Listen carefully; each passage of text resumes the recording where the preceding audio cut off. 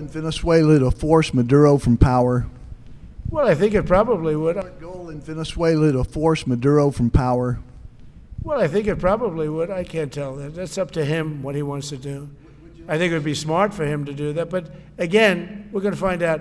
Look, Venezuela did terrible things to the United States. They sent hundreds of thousands of people, millions of people, into our open border. They sent their criminals, they sent their prisoners, they sent their drug dealers, they sent their mentally insane and incompetent people into our country more than any other country. Others did too. The Congo did. You just referenced the lower amount of illegal drugs that are coming by sea, and you just said that you're going to start that same program on land soon. Are you just referring to Venezuela, or are you referring to other countries in Latin America? Anywhere drugs are pouring in, anywhere, not just Venezuela. No. Yes? Speaking of Venezuela, oil, what are we going to do with the oil that we have?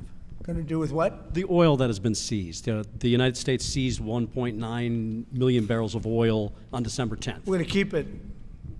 We're keeping it. Where's it going? Are we going to sell it or put it in the strategic oil reserve? Maybe we'll sell it. Maybe we'll keep it. Maybe we'll use it in the strategic reserves. We're keeping it. We're keeping the ships also. Yeah, please. About Venezuela, sir, have you spoken to American oil companies that have had their assets seized about what a post-Maduro Venezuela would mean for them, what coming back and restarting operations? The big ones, yeah. I have. Yeah, please. Why do you feel like this initiative was neglected for so many years, and does this come amidst the rising tensions between the U.S. and Venezuela? We're talking about with Venezuela? Yes.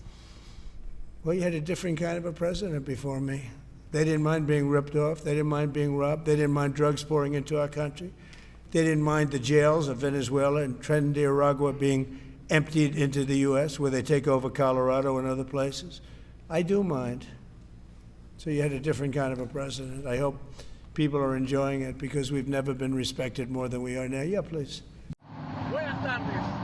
Good afternoon. Departing the tanker Canopus Voyager, belonging to the company Chevron, with 500,000 barrels of special Jamaica blend enhanced crude destined for Frisco, Texas, United States, complying with international agreements and above all with the agreements established with the company Chevron.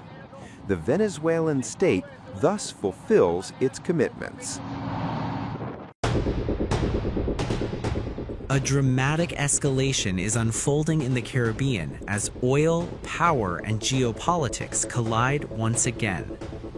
On Sunday, a Venezuelan oil tanker owned by U.S. energy giant Chevron left port, carrying 500,000 barrels of crude bound for Texas.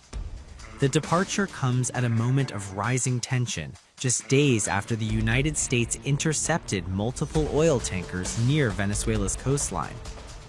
The vessel, named Canopus Voyager, departed with 500,000 barrels of special Jamaica blend crude destined for Frisco, Texas. The shipment was publicly announced by Venezuela's Vice President and Minister of Hydrocarbons, Delcy Rodriguez, who released video footage confirming the cargo and destination. In the video, a worker aboard the ship said the tanker was operating under existing agreements with Chevron and in full compliance with international regulations. He said the Venezuelan state was fulfilling its commitments under those agreements. Good afternoon. Departing the tanker Canopus Voyager, belonging to the company Chevron, with 500,000 barrels of special Jamaica blend enhanced crude destined for Frisco, Texas, United States, complying with international agreements and above all with the agreements established with the company Chevron.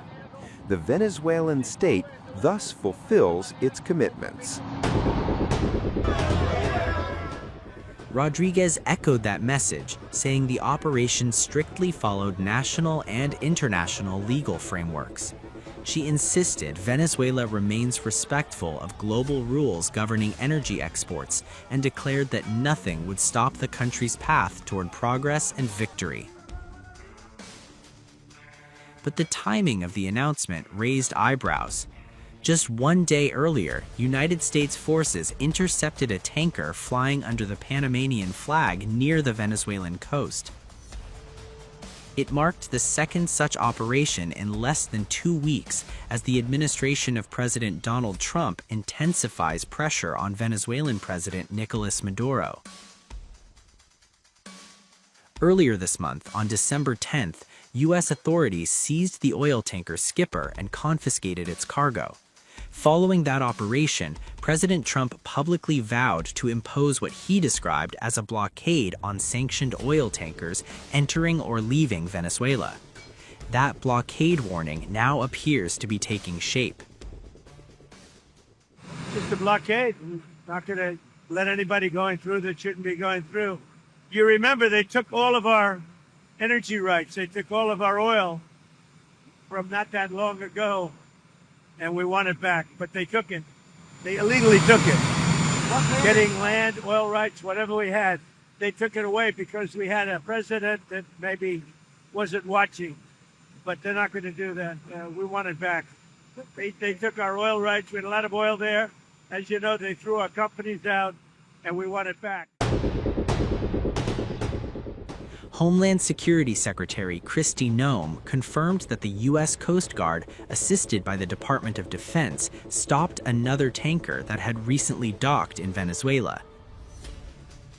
She shared an unclassified video showing U.S. helicopter crews boarding a vessel identified as sentries. According to U.S. officials, the operation was a consented boarding, meaning the ship voluntarily stopped and allowed American personnel on board. It remains unclear whether the vessel was subject to U.S. sanctions at the time. Marine tracking data showed the tanker operating under the Panamanian flag and moving close to Venezuelan waters. Authorities have not disclosed the cargo details or the final outcome of the boarding. President Trump has repeatedly linked these actions to broader national security concerns.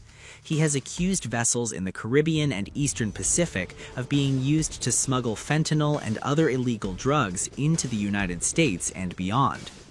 The targeting of oil tankers also comes amid renewed disputes over assets seized from U.S. oil companies years ago.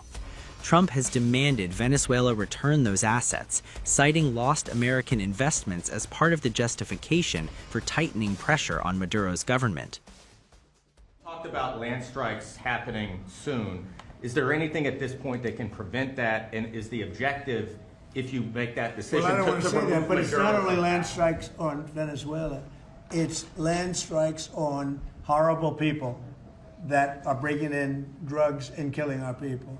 You know, if we were in a war and we lost 300,000 people in a year, because that's what the real number is. It's not 100. You know, you keep hearing 100.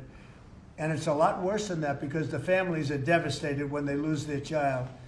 If we were in a war and we lost 2 or 300,000, but I think it's more than 300,000, and that's a war that's like a war that would be unparalleled. Nobody's ever seen anything like that. And that's what's happening. So it doesn't necessarily have to be in Venezuela. It's people that are bringing in drugs to our country are targets. Some sanctioned tankers have already begun diverting away from Venezuela as the risk of interception grows. Against this backdrop, the departure of the Chevron-linked Canopus Voyager underscores the fragile balance between enforcement and exemption as oil continues to move, even while a de facto blockade takes shape. What happens next may determine whether energy shipments remain a pressure valve or become the next front in a rapidly escalating standoff.